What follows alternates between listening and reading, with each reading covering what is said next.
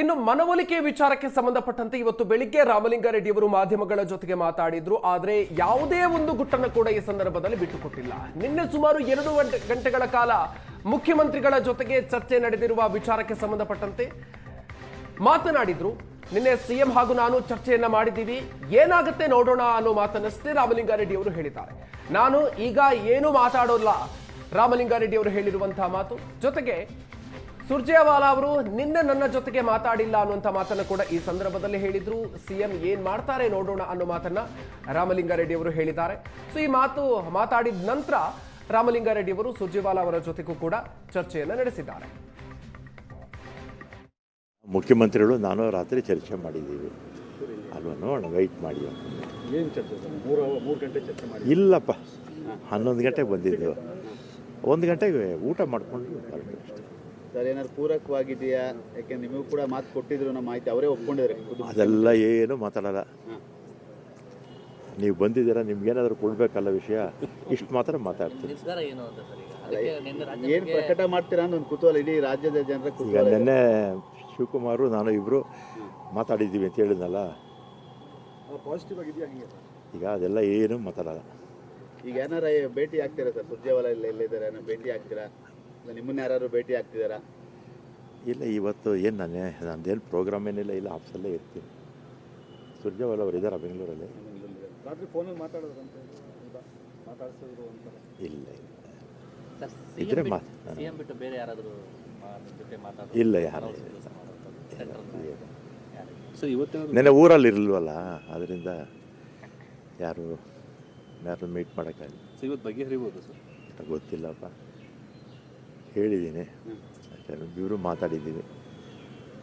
ಈಗ ಅವರು ತೀರ್ಮಾನ ನೀವು ಅದೇ ಸ್ಟ್ಯಾಂಡಲ್ಲಿ ಇದ್ದೀರಾ?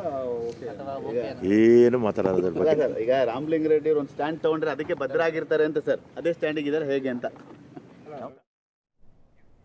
ಇನ್ನು ಖಾತೆ ಹಂಚಿಕೆ ವಿಚಾರಕ್ಕೆ ಸಂಬಂಧಪಟ್ಟಂತೆ ಮುನಿಯಪ್ಪ ಅವರು ಕೂಡ ನಿನ್ನೆ ಮುನಿಸಿಕೊಂಡಿದ್ರು. ಮುನಿಯಪ್ಪ ಅವರ ಈ ಮುನಿಸಿಗೆ ರಾಹುಲ್ ಗಾಂಧಿ ಅವರು ಮದ್ದೆರೆದಿದ್ದಾರೆ.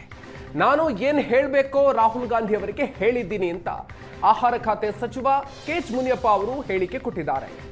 ನಾನು ನೋಡ್ಕೊಳ್ತೀನಿ ಅನ್ನುವಂಥ ಮಾತನ್ನ ರಾಹುಲ್ ಹೇಳಿದ್ದಾರೆ. ರಾಹುಲ್ ನಮ್ಮ ಸರ್ವೋಚ್ಚ ನಾಯಕ, ಹೀಗಾಗಿ ಸುಮ್ಮನಾಗಿದ್ದೀನಿ. ನಿನ್ನೆ ಖಾತೆ ಬದಲು ಮಾಡಿ ಅನ್ನುವಂಥ ಮಾತನ್ನ ಬಹಿರಂಗವಾಗಿ ತಮ್ಮ ಖಾತೆ ವಿಚಾರಕ್ಕೆ ಸಂಬಂಧಪಟ್ಟಂತೆ ಮುನಿಯಪ್ಪ ಅವರು ಅಸಮಾಧಾನವನ್ನ ವ್ಯಕ್ತಪಡಿಸಿದ್ರು. ಇವತ್ತು ಈ ರೀತಿಯಾಗಿ ಹೇಳಿದ್ದಾರೆ. ದೇವರು ನಾನೆಲ್ಲ ನೋಡ್ಕೊತೀನಿ, ನೀವು ಪಾರ್ಟಿ ಕೆಲಸ ಮಾಡಿ ಅಂತ ಹೇಳಿದ್ದಾನೆ. ಅವ್ರಿಗೆ ಬಿಟ್ಟಿದ್ದೀವಿ.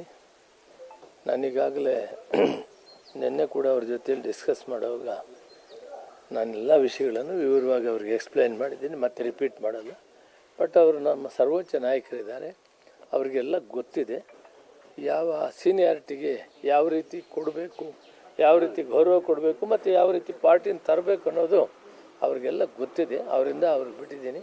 ನಾನು I will take care of you ಅಂತ ಹೇಳಿದ್ದಾರೆ, ಅಲ್ಲಿಗೆ ನಾನು ಬಿಟ್ಟಿದ್ದೀನಿ. ಮಿಕ್ಕಿದ್ದವರು ತೀರ್ಮಾನ ಗೌರವಯುತವಾಗಿ ನಡೆಸ್ಕೊಂತಾ ಇಲ್ಲ ಅಂತ ಸರ್. ಇಷ್ಟಕ್ಕಿನ್ನ ಹೆಚ್ಚಿಗೆ ಇವತ್ತಿನೇನು ಹೇಳಲ್ಲ. ನಮಸ್ಕಾರ. ಇನ್ನೊಂದು, ತಾವು DCMಗೆ ಕೂಡ ಆಕಾಂಕ್ಷಿ ಆಗಿದ್ರಿ, ಈಗ ಖಾತೆನೂ ಕೂಡ ಒಂದು ಪ್ರಬಲ ಖಾತೆ ಕೊಟ್ಟಿಲ್ಲ ಅನ್ನೋ ಒಂದು ಅಸಮಾಧಾನ ಅಂತ.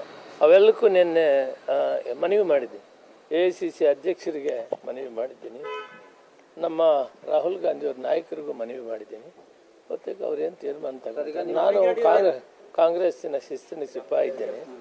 ನಾನು ಅಪೀಲ್ ಮಾಡೋದು ನನ್ನ ಕರ್ತವ್ಯ, ಮಾಡೋದು ಅವ್ರಿಗೆ ಬಿಟ್ಟಿದ್ರು. ಆದರೆ ನಾನು ಕಾಂಗ್ರೆಸ್ಸಿನ ಮನುಷ್ಯ, ಕಾಂಗ್ರೆಸ್ ಕೆಲಸದಲ್ಲಿ ಯಾವುದೇನಾಗದಿದ್ರು ಕಾಂಗ್ರೆಸ್ಸಲ್ಲಿ.